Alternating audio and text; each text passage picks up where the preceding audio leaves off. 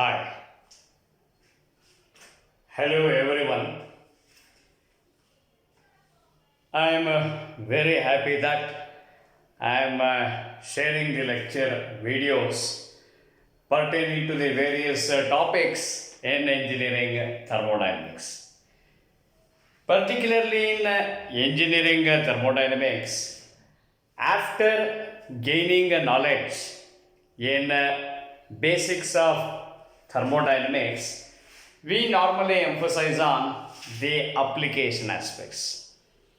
Mainly, or very professionally, it is referred to as applications of thermodynamics or applied thermodynamics. In my previous lecture videos, I could deliver various topics on applied thermodynamics. To name a few, I have shared videos concerning with air standard cycles, internal combustion engines, next gas turbines, jet propulsion, and many other. In this lecture video, I am very happy to share information pertaining to vapor power cycles. Air standard cycles, mainly we are bothered about the five prominent cycles, namely Carnot, Otto, Diesel, Dual, and Stirling. When we come to gas power cycles, we are bothered about the analysis of gas turbines. Mainly, we depend on analysis of ideal and actual Brayton cycles. But when we take up the topic steam or vapor power cycles, it is very practical and very professional. Air standard cycles, a few cycles are imaginary by nature, or it may be just taken as a reference. You have already come across the example like Carnot, Stirling. Even though they could develop in a convincing manner, we cannot make that into practical use. But diesel, auto, they are all purely practical based. Gas turbine, it has application. But when we come to steam or vapor power cycles, we have to be much more pragmatic. Why we need to be very pragmatic or practical based? It has stronger technological relevance followed by soundness. What exactly is this vapor power cycle? What information I wish to convey, let me tell you. Anyhow, in every lecture video, more or less the synoptic overview I wish to cover. You will be in a position to understand what you need to learn, and a faculty can understand what he or she should teach in that particular module. Steam or vapor power cycle, as it clearly emphasizes, the condition of steam or vapor state is analyzed. While learning basics of thermodynamics, there was a concept called pure substances. Majority might have come across the information pertaining to the formation of steam in pure substances.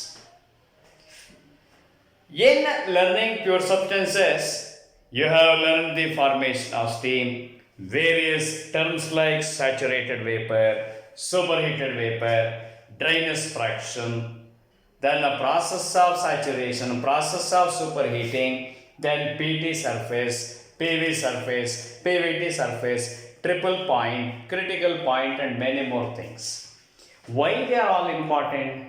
Why? Because when you wish to gain knowledge in learning or comprehending applications of thermodynamics, very particularly in vapor power cycles and refrigeration and air conditioning, we should be aware of the fundamentals of formation of steam. Whatever terms just now I revealed, one should be aware of. That is why, if you have strong rudimentary knowledge in basics of thermodynamics, particularly while learning pure substances, you don't find any difficulty in understanding vapor part cycles. What is the technological significance of learning this? Friends, you have come across the names of various power stations: steam power station, thermal power station, nuclear power station, diesel power plant, and whatnot. Very specifically, when we take up steam and thermal power plants, the topic vapor power cycle play a very predominant role in knowing the concepts. That is why, as I said clearly in the beginning, this module, steam or vapor power cycles, it is purely practically designed or structured. So you could get the technological significance of learning vapor power cycles. Then theoretically speaking, what are all the topics one should understand? Friends, you could learn air standard cycles very meticulously. In that, there were 5 standard thermodynamic cycles. Even here, we will come across 5 cycles. Number 1 is Carnot cycle. We cannot forget that. That is the reference cycle. But in learning air standard cycles, the 3 practically based cycles were auto, diesel, and dual combustion. Analogously, in learning the principles of vapor power cycles, we have 3 R's. While carrying out research, we should have 3 R.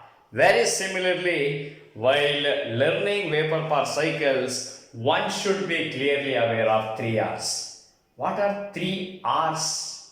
The English alphabet R. The first one is Rankine.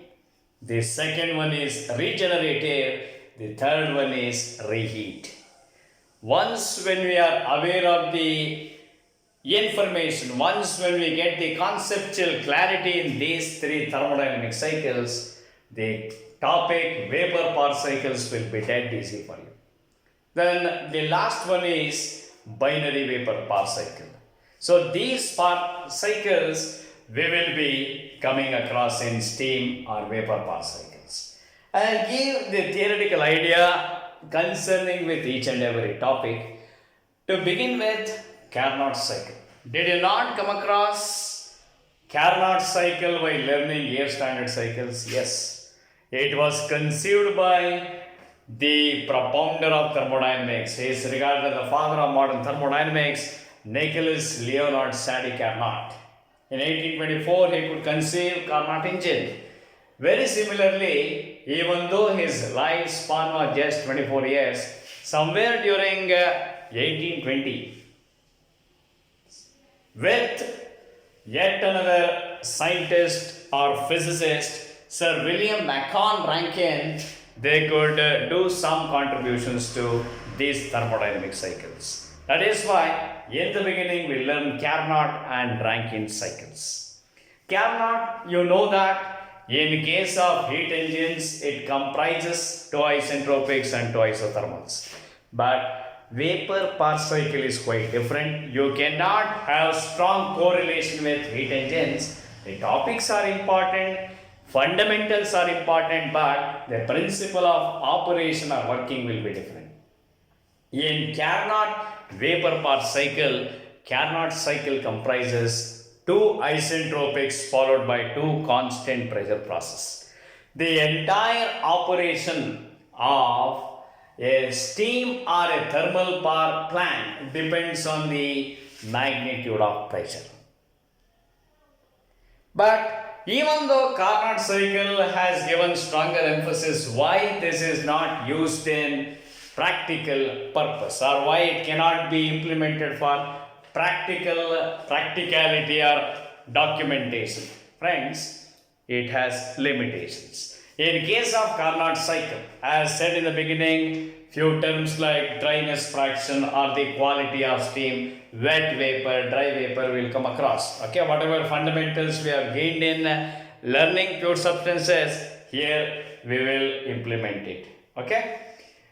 In case of Carnot vapor power cycle, it is not possible to compress wet vapor isentropically.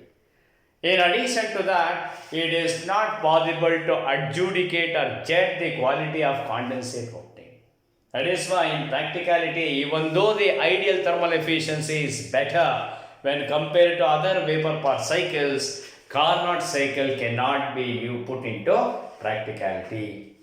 But which are the other 3 cycles or 4 cycles we need to be very much aware for practicality?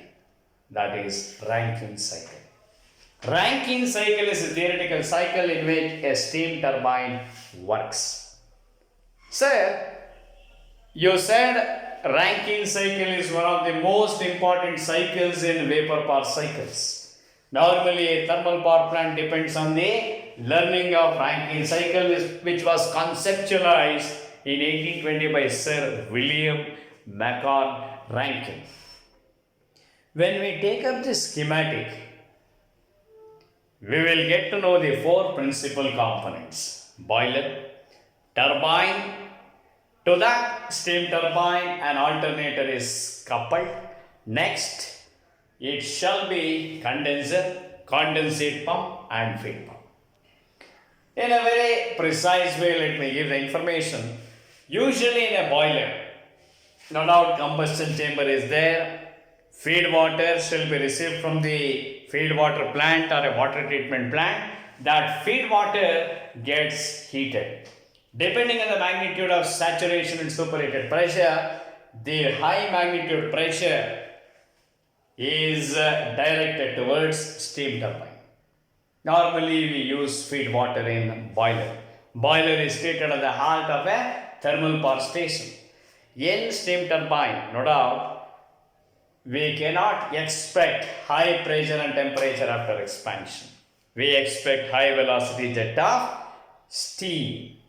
Therefore, in the case of steam turbine, mechanical energy is generated, that in turn is converted into electrical energy. That is why when an alternator or electric generator is coupled to a steam turbine, unquestionably we can expect electrical power generation. Finally, in the case of a condenser, heat rejection takes place. In a boiler, heat addition. In a condenser, heat rejection. In a condenser, we can find the circulation of cooling water. Cooling tubes will be festooned. Later, condensate is obtained. Condensate pump has the ability to check the quality of condensate. Then finally, feed water. So, feed pump has the potential to judge the quality of feed water. So, feed water, boiler, steam turbine and alternator, then condenser, lastly condensate pump. This is the flow process what we need to take in the case of Rankine cycle. When we take up analytical concepts, if you wish to solve an illustrative example on Rankine and modified Rankine cycles, no doubt one should be aware of the pressure volume plot. Next, temperature entropy plot. A very important HS plot. What is that HS plot, enthalpy entropy plot, which is very popularly called Mollier chart?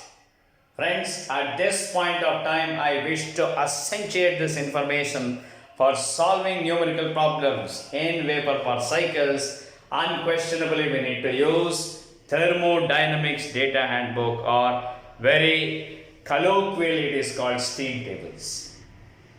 So we find a n number of steam tables authored by very reputed and prolific authors. You can see to that and solve the problems.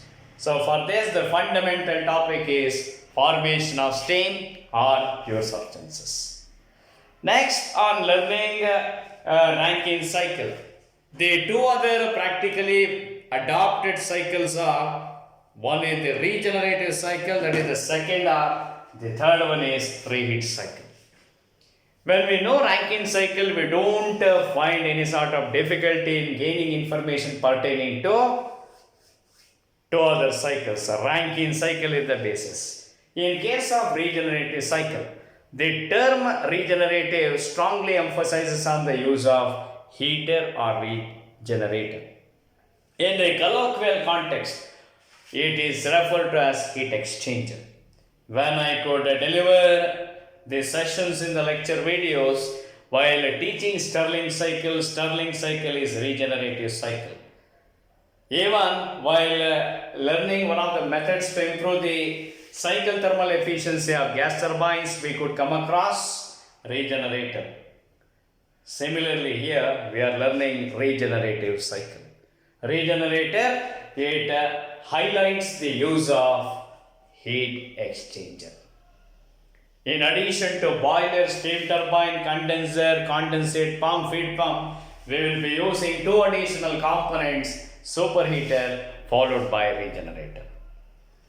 Sir, do you really think regenerative cycle has some purpose? Friends, theoretically speaking, when you calculate the thermal efficiency of Rankine cycle, it seems to be better, but when we adopt or follow regenerative cycle, the thermal efficiency can be aggrandized or augmented. Why? Because we are using regenerator.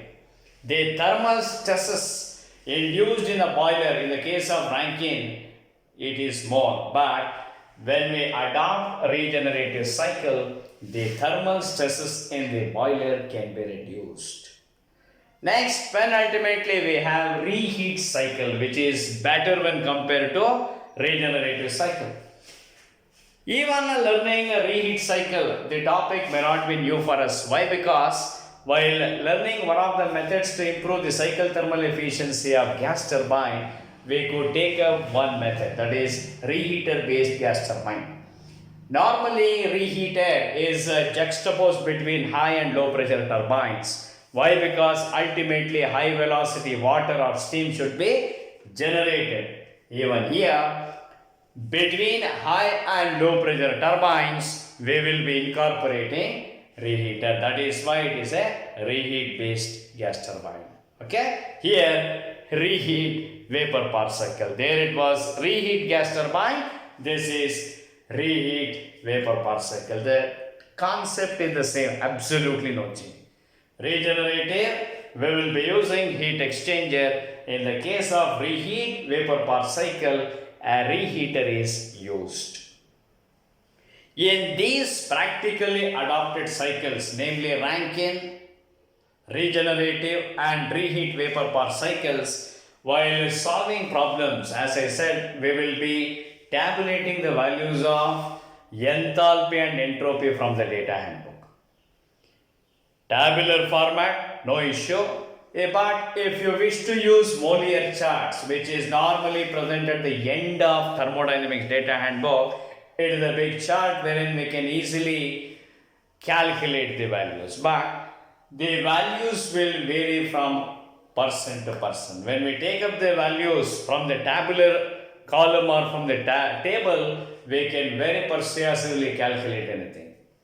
What are all the calculation part we need to concentrate in any numerical problem, irrespective of thermodynamic cycles, whether the problem is adhere to Rankine, regenerative or reheat, we take up the calculation of thermal efficiency. Thermal efficiency of Rankine cycle, regenerative cycle and reheat cycle. We may have the potential to even compare with the thermal efficiency of Carnot vapor power cycle. Okay, that is the yardstick. Ideal thermal efficiency is usually high. Okay, that cannot exceed when compared to other thermodynamic cycles. After tabulating the values of enthalpy, entropy, say HF, HFG, HG, SF, SFG, SG, usually in any problem we will be privileged to calculate the quality of steam, or very professionally it is called drainage fraction. Then using the pertinent empirical relations like H equal to HF plus X HFG, S equal to SF plus X SFG, ultimately we will be in a position to calculate the efficiency. In addition to this, in between we may have to calculate turbine work, then compressor work. Finally, we may have to calculate the power output, specific fuel consumption, like that. So this is how one can eloquently solve, very elegantly solve numerical problems on vapor part cycles. Friends, whatever numerical problems, a variety of numerical examples we could follow in gas turbines that has stronger connection with vapor part cycles. When we dealt with analysis of actual Brayton cycle, we could take up compressor work, turbine work. Here also it is very important. We calculate three forms of work: compressor work, next is turbine work and pump work. But here, in place of compressor, in case of vapor power plants, we use boiler. Okay? While calculating in the gas turbines, compressor and turbine work are very important. But while solving any problem in vapor power cycles, we need three works. Which are those? Boiler work, turbine work and pump work.